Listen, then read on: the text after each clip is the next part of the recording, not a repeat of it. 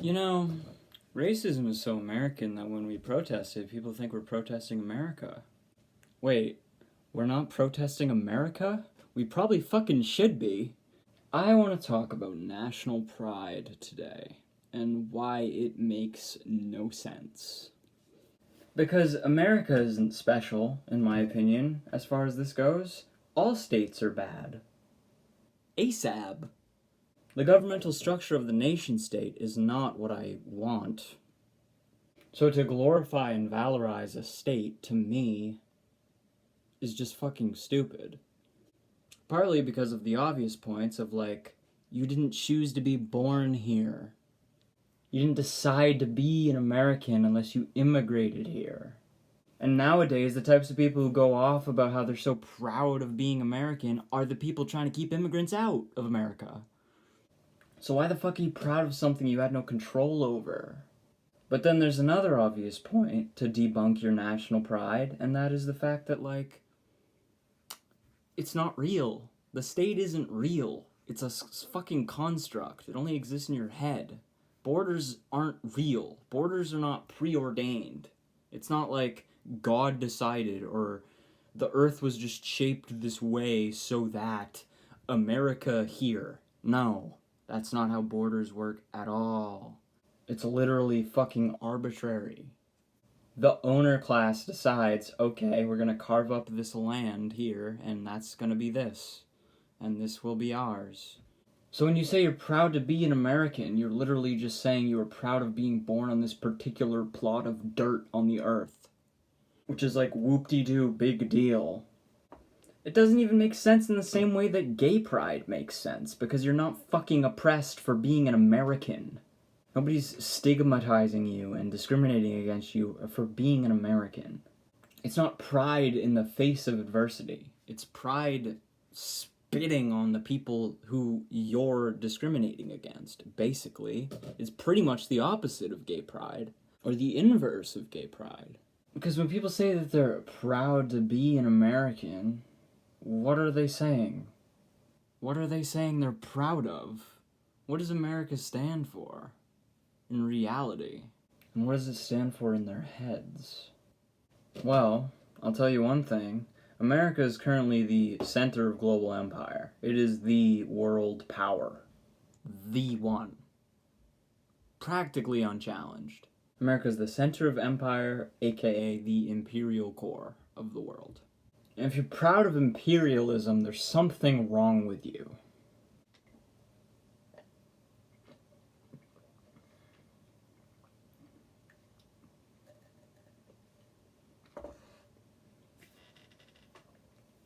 Because imperialism is basically the practice of exploiting and draining and leeching off of a whole nother society, a whole nother country, and a whole nother culture. Imperialism necessitates imperialist wars. Wars over resources, wars over territory, wars for geopolitical gains and aims. That's all America's really been doing and standing for on the world stage the past few decades. We didn't fight the Iraq War and the Afghanistan War and the War on Terror as a whole. We're not fighting that because of 9/11. People who attacked us on 9/11 didn't even come from Iraq, mostly. Most of them came from Saudi Arabia. Saudi Arabia is one of our top allies in doing this whole imperialist warfare. We didn't invade Iraq because of weapons of mass destruction. Everyone agrees, and it's been revealed that they straight up lied about that. They lied to get us into that war. They lie us into wars. They manufacture consent for imperialism, because any sane public is not going to have consent for fucking imperialism. Because no one wants to be under the fucking heel of imperialism. No one. It sucks. So you have to dehumanize the people that we're going to fight. You have to dehumanize people of color and Muslims and black people and Arabs in general. You have to propagandize. You have to make the public feel like it can't survive without you. You have to put them in a state of hysteria and fear so that they will elect monsters to protect them. That is the politics of American exceptionalism. That is the politics of American exceptionalism. The politics of fear and manipulation. You have to brainwash young people into thinking that they're going to fight this war for a noble cause. They're going to defend our rights. They're going to fight for the Constitution. They're going to spread democracy. They're going to defend the people back home. They're going to make sure that we can retain our freedoms. And all of these other ideological statements that people roll out for the justification of imperialist warfare. But in reality, is that what those people are doing? If we didn't go to war in Iraq and Afghanistan, if we weren't still pillaging the Middle East, would we all be dead? Would we all be under Taliban tyranny? No. They weren't attacking us. And they didn't on 9/11. It wasn't the fucking people we attacked in the war. It was not them. Would ISIS take over and nuke Washington, D.C. if we didn't go fucking shoot and drone strike a bunch of fucking Pakistani hospitals and shit? No, they wouldn't. We're fine. America's practically uninvadable in its home territory. We have fucking 2 oceans surrounding us. China doesn't even have the navy to reach us yet. And people are afraid that there's going to be World War III with them when our economies are intertwined in a parasitical fucking arrangement. China and America won't fight unless neoliberalism actually dies. But that's fucking besides the point. The point is, we would be okay if we didn't go to wars, and we would be better off if we didn't go to these wars. Because they're unnecessary, they're wasteful, they're immoral, and they kill people. In order to have a war, you actually have to have a military full of human beings to fight the war. And who are those people? Not the people who decide to go to war. The people who send those people to war are the politicians who are pampered and all set and checked out and raking in the funds from their big corporate donors, the weapons contractors, the fossil fuel companies, the rest of the military-industrial complex. They're all in control. That's the reason why we do this. That's the reason why we go to war. It's a global agenda for imperialist pillaging, and ultimately, the destruction and extinction of the entire planet and the entire human race. Because what does this bolster? Climate change. I've always said this, the problems of war and climate change are directly, inextricably intertwined. Because why do we go fight the wars and invade countries? Oil. If we stopped using oil, we wouldn't do that. It's these people with this agenda sending poor people to fight for their profits and fight and die for their pockets. They brainwash you into thinking you're doing some grand moral heroic thing when in reality all you're doing is making them rich and putting your life and your prosperity and your future on the line so that a few rich asshole tyrants can just get richer and retain their fucking bloated state of imperial power on the world. Are we proud to be imperials? Are we proud to be imperialists? I fucking hope not.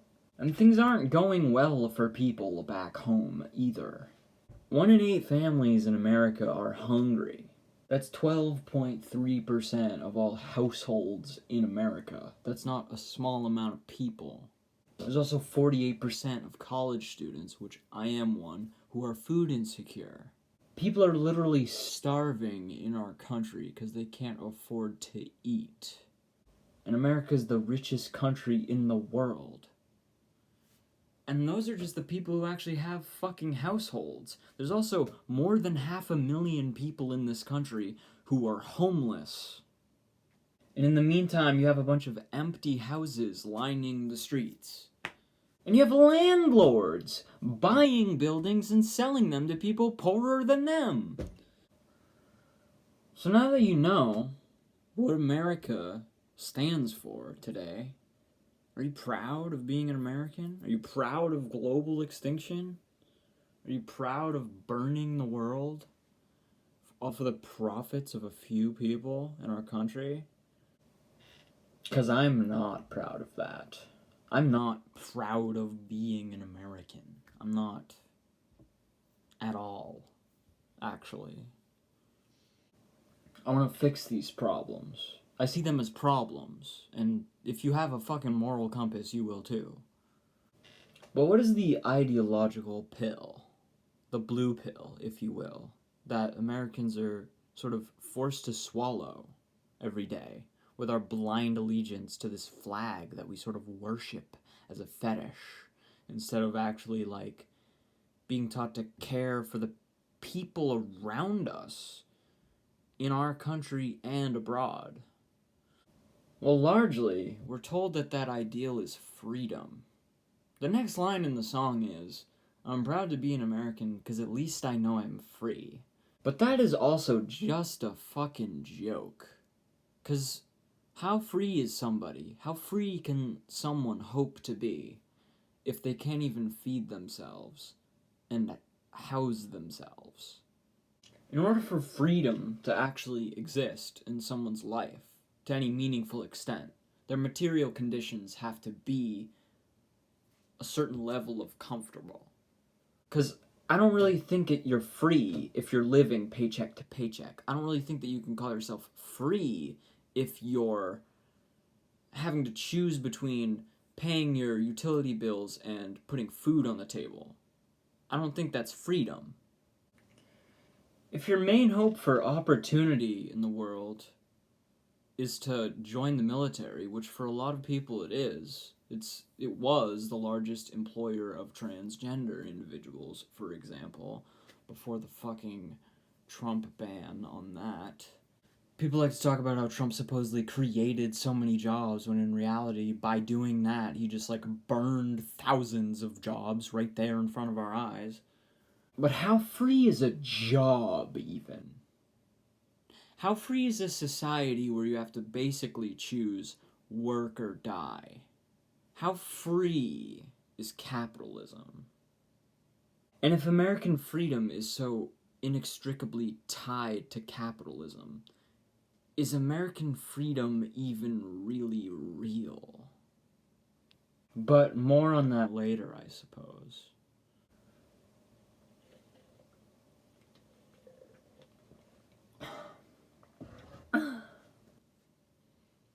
So, next time you want to say something about how great America is, or like our values or whatever, maybe just like think a little harder and analyze and introspect a little bit on what those values actually are and what America actually stands for, because it's probably not what you're thinking.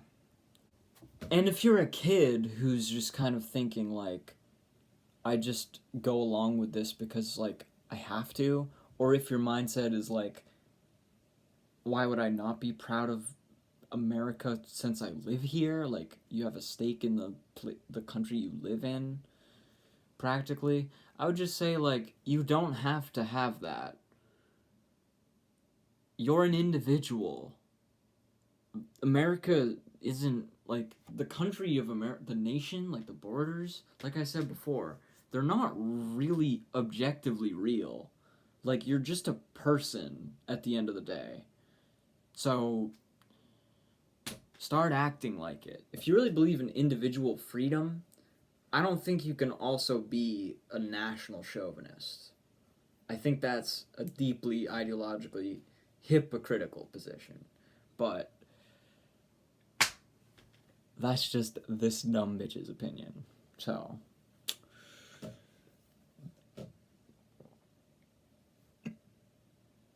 have a good rest of your 4th of July, and I will see you later.